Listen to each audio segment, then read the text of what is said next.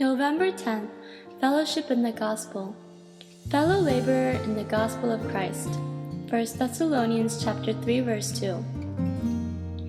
After sanctification, it is difficult to state what your aim in life is, because God has taken you up into His purpose by the Holy Ghost.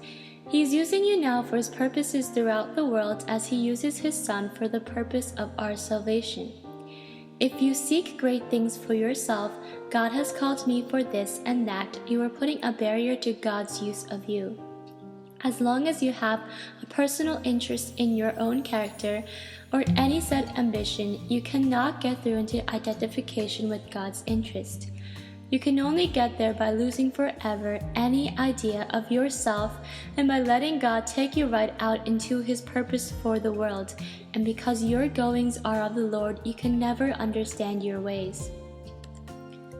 I have to learn that the aim in life is God's, not mine. God is using me from His great personal standpoint, and all He asks of me is that I trust Him and never say, "Lord, this gives me such heartache." To talk in that way makes me a clog. When I stop telling God what I want, He can catch me up for what He wants without let or hindrance. He can crumple me up or exalt me. He can do anything He chooses.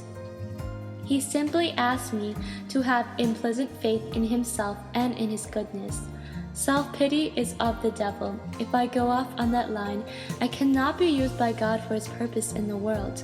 I have a world within the world in which I live, and God will never be able to get me outside it because I'm afraid of being frostbitten.